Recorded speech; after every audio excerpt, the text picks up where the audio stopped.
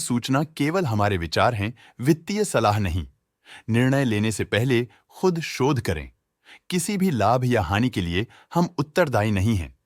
आज हम देख रहे हैं हिंदुस्तान फूड्स लिमिटेड के 2024-25 Q4 की standalone financial performance. Starting with the sales, पिछले क्वार्टर से सेल्स में -2% का डिक्रीज हुआ है, मगर कंपनी ने पिछले साल के मुकाबले 12.5% का सेल्स इंक्रीज रिपोर्ट किया। Expenses -1% quarter on quarter decrease हो गए हैं, जो साल भर के 11% के राइज के साथ अलाइन करता है। एक्सपेंसेस में डिक्रीज अच्छा है, लेकिन सेल्स में डिक्रीज निराशा की बात है। ऑपरेटिंग प्रॉफिट, जो पिछले साल के कंपैरिजन में 33% अप हुआ है, quarter on quarter around -12% decrease हुआ है। Operating profit margin (OPM) annual basis पे 1% से इंक्रीज हुआ है और पिछले क्वार्टर के कंपैरिजन में -1% से डिक्रीज हुआ है। एक्सेप्शनल आइटम्स को ऐड करके अदर इनकम पिछले क्वार्टर के कंपैरिजन में 39.5% बढ़ गई, बावजूद इसकी ईयरली ग्रोथ 4% हुई है। इंटरेस्ट एक्सपेंसेस पिछले क्वार्टर से 2% अप हुआ, लेकिन ईयर ओवर ईयर डिक्रीज -7% हुआ है।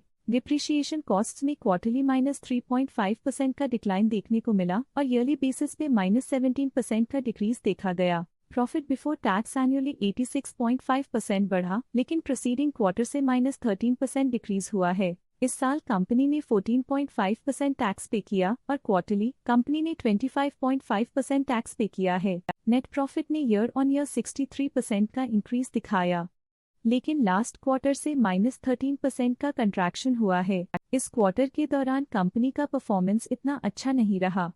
नेगेटिव नेट प्रॉफिट लॉसेस को इंडिकेट करता है। वहीं अगर एनुअल एनालिसिस की बात करें तो इस साल कंपनी का परफॉर्मेंस काफी अच्छा था। अर्निंग्स पर शेयर (EPS) में साल भर में 1% का इंक्रीज देखा गया, लेकिन क्वार्टरली में 12.5% की गिरावट भी नजर आई। इस क्वार्टर में कंपनी का EPS इतना अच्छा नहीं रहा। नेगेटिव प्रॉफिट कमजोर एफिशिएंसी को दिखाता है। हिंदुस्तान फूड्स लिमिटेड के फाइनेंशियल स्नैपशॉट को रिव्यू करते हुए कुछ मुख्य ट्रेंड्स सामने आए हैं, जो कंपनी की परफॉर्मेंस पे रोशनी डालते हैं। मार्च 2022 से मार्च 2025 तक हिंदुस्तान फूड्स लिमिटेड की फाइनेंशियल जर्नी में सबसे पहले बात करते हैं सेल्स की। इस साल सेल्स में 15% की वृद्धि हुई है और पिछले 4 सालों में 36% की वृद्धि हुई है, जो एक निरंतर अपवर्ड ट्रेंड को दर्शाता है। पिछले साल की गिरावट के बाद इस साल सेल्स फिर से बढ़ना शुरू हुई है, जो सफल रिकवरी स्ट्रैटेजी को दर्शाता है। अब बात करते हैं एक्सपेंसेस की। इस साल एक्सपेंसेस 14.5% बढ़े हैं और 4 सालों में 34.5% का इजाफा हुआ है।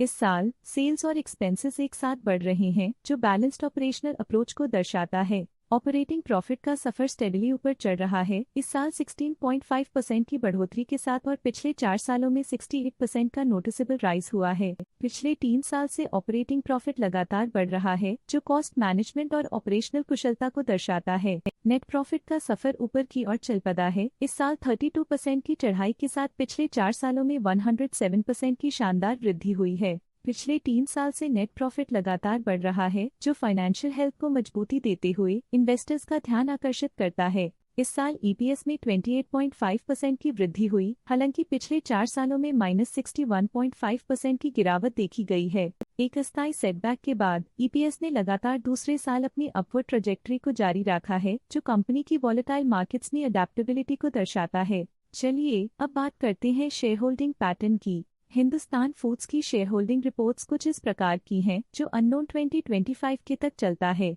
ये रिपोर्ट कंपनी के शेयर्स की डिटेल्ड जानकारी देता है, जिसमें promoters, promoter groups, foreign investors, public investors और सरकारी एंटिटीज शामिल हैं।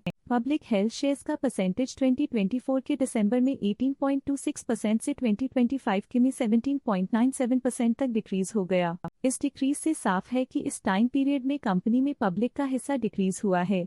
जब कंपनी के शेयर्स का अधिकतम हिस्सा प्रमोटर्स, FII, DII या गवर्नमेंट के पास होता है, तब ये माना जाता है कि कंपनी मजबूत हाथों में है, जो स्थिरता और मजबूत समर्थन को दर्शाता है और इस मार्केट की स्थिरता बनी रहती है। DII डोमेस्टिक इंस्टीट्यूशनल इन्वेस्टर्स ने अपना शेयर होल्डिंग दिसंबर 2024 में 14.07% से 2025 में 14.56% तक इंक्रीज किया। ये बताता है कि डोमेस्टिक इंस्टीट्यूशंस ने कंपनी में अपना इंटरेस्ट 0.49% तक इंक्रीज किया है। फॉरेन इंस्टीट्यूशनल इन्वेस्टर्स की शेयर होल्डिंग में थोड़ा डिक्रीज आया 2024 के दिसंबर से 2025 के में। जो दिखाता है कि फॉरेन इंस्टीट्यूशंस ने अपने स्टेक को क्वार्टर टू क्वार्टर -0.2 से डिक्रीज किया है, जिसे पता चलता है कि उन्होंने अपनी इन्वेस्टमेंट्स को पुल बैक किया है। ये था कंपनी का करंट शेयर होल्डिंग पैटर्न। चलिए झांकते हैं इस क्वार्टर की प्रमोटर डील्स पर जो विशेष रूप से सुर्खियों में रही। 25 फरवरी 2025 को हर्षा राघवन ने 25,000 शेयर्स एग्जिट कर लिए 558.6 रुपीस पर यूनिट के हिसाब से, जिसका टोटल था 1.4 करोड़। इन सभी ट्रांजैक्शन से हमें समझ में आता है कि किस तरह के इन्वेस्टमेंट्स ने इस क्वार्टर में प्रभाव डाला है। आज के लिए फाइनेंशियल सेक्टर में इतना ही। देखने के लिए धन्यवाद। स्टॉक लेटेस्ट न्यूज अपडेट के लिए चैनल को सब्सक्राइब करें और वीडियो को लाइक एंड शेयर करें।